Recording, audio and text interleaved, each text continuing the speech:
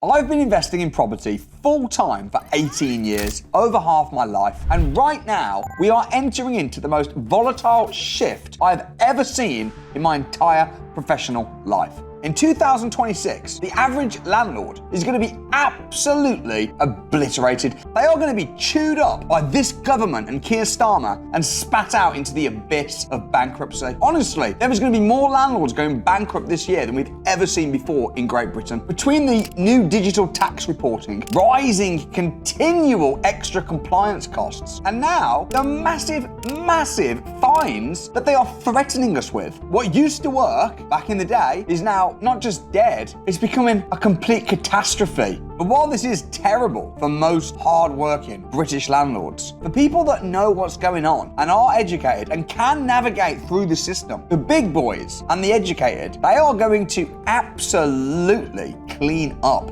in 2026. Imagine playing Monopoly, but you don't know the rules, and you're just constantly landing on go to jail, do dad, pay £100,000. You're gonna get eaten up. But if you actually know and you can prepare for what's to come, and you set it up right, you're gonna win. Monopoly is just a game, but guess what? Property business is also just a game. And today I'm going to be sharing how all of these changes, if you know what you're doing, these punishments for landlords can be turned to one of the biggest wealth building opportunities of the decade. So you might notice in the media that the government are turning up the heat on landlords. They've already recently introduced the new Renters' Rights Act, which has given a lot more rights for tenants, but a lot more problems and fines for landlords. And in the last budget, they increased taxes, as well as last year increasing stamp duty for landlords. It's almost like the government don't like landlords, but ironically, a lot of the MPs and the people that are in politics and the wealthy and the people that help shape and make the rules are also landlords. Why are they doing this? That's because they set the rules which apply to average people, but they've got their business structured in such a way where most of these problems don't affect them, which I will be sharing. We're going to get to that later. And most landlords don't even know that these fines exist. As far as they're concerned, they buy a house, they rent it out,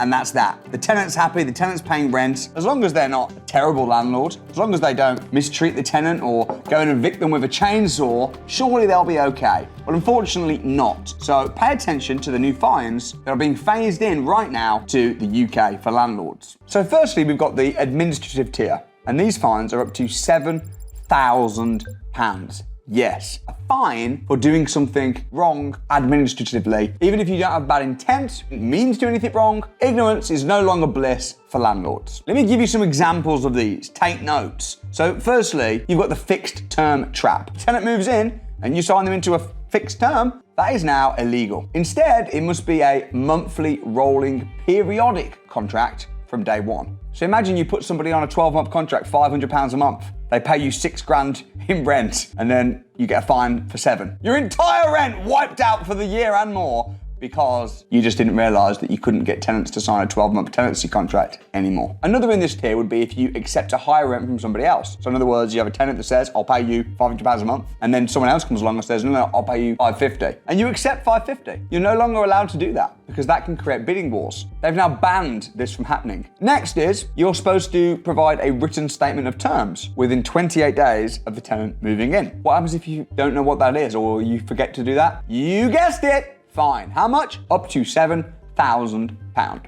Another one is discrimination. Now, when we talk about discrimination, you might think, oh, that's fair enough. You don't want to discriminate against tenants. You can't say, oh, I don't like the colour of your skin and therefore you can't move in. I'm not talking about that. If you advertise your property to rent and then somebody wants to move in but they're on benefits and you say, sorry, you're on benefits and we're looking to put someone in who's working, that is now seen as discrimination. Of the 18 years that I've been in property, I've always seen, adverts and it will say no benefits allowed. Now, you can't do that. You cannot advertise a property. Of course, there's still the income threshold that tenants might have to meet, but you can't discriminate against anybody because they receive benefits. And if you do, because you just didn't realise, £7,000 fine to the landlord. And the final thing that they're bringing in, this will come out later this year, is they've put together a new list of landlords, and if you fail to register yourself as a landlord on the private rented sector database, then guess what? Fine, up to £7,000. Now, if you thought that sounded bad, £7,000 fines for administrative errors,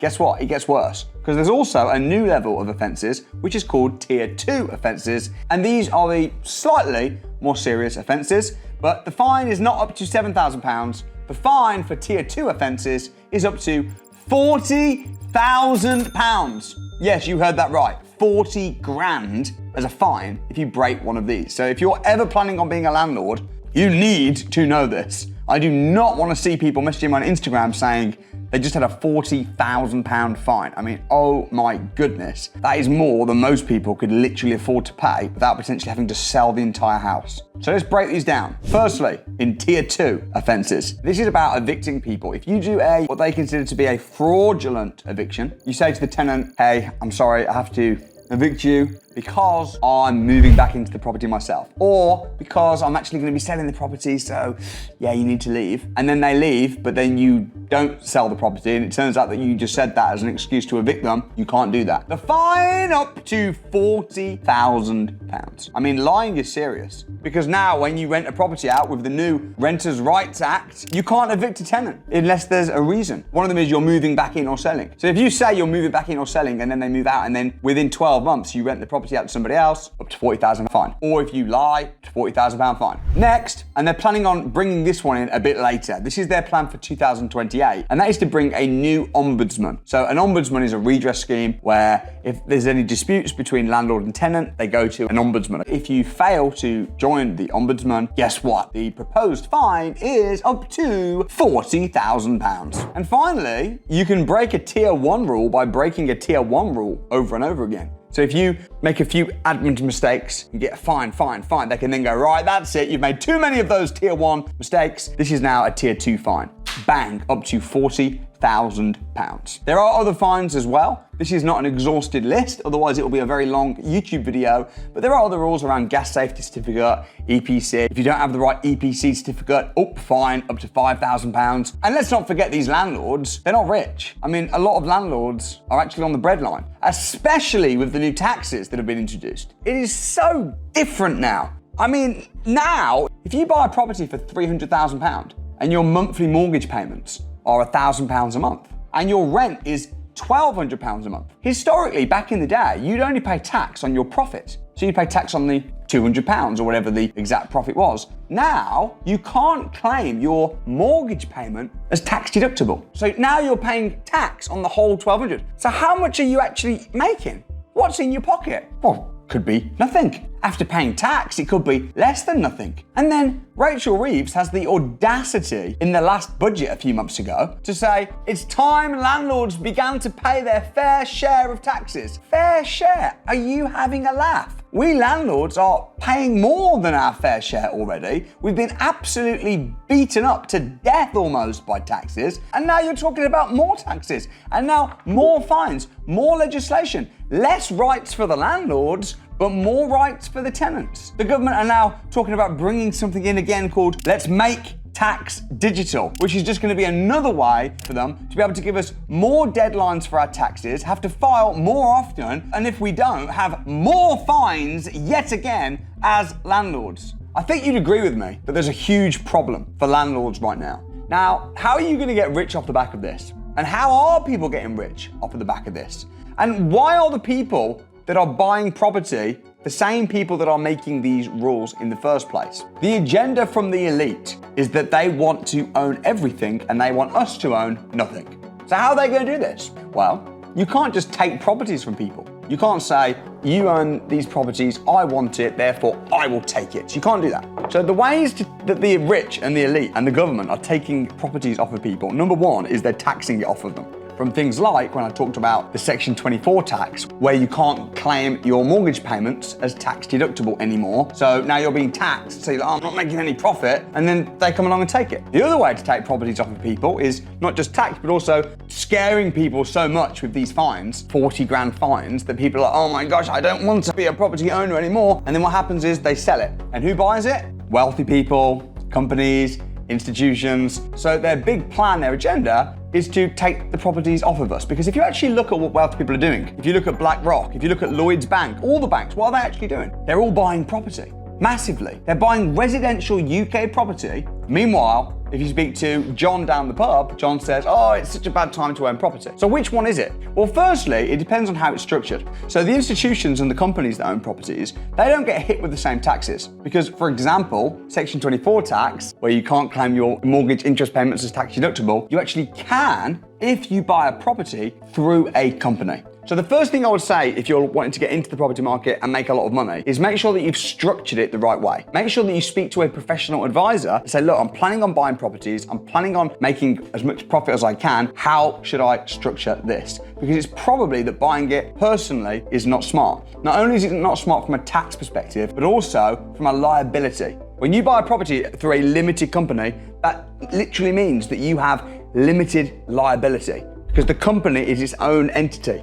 You can claim company expenses, you pay company taxes, not personal taxes, and you can offset losses from a company in a way that you can't do as an individual. So what would I advise you to do? Well, I would say always follow the money and see what rich people are doing, and rather than hating on the rich, do the same. So what rich people are doing is they're using the fear of all these new rules, all the fines, the media, and the media companies are owned by rich people that invest in UK property are doing the same thing. So rather than saying, oh my gosh, I'm scared, I don't want to own anything, can't you find a landlord or a property owner who's got 1 or 2 properties who's now scared and agree to buy their property below market value for a fast sale before some of these changes actually come in? That's what the rich people are doing. Even if you don't want to do that, can't you connect with a rich investor who's looking to invest in property and then find a scared seller, negotiate 20% off of the market value, connect the two and charge a finder's fee? I made £100,000 last month from just finding motivated sellers in the UK and then agreeing to buy their house and then selling that opportunity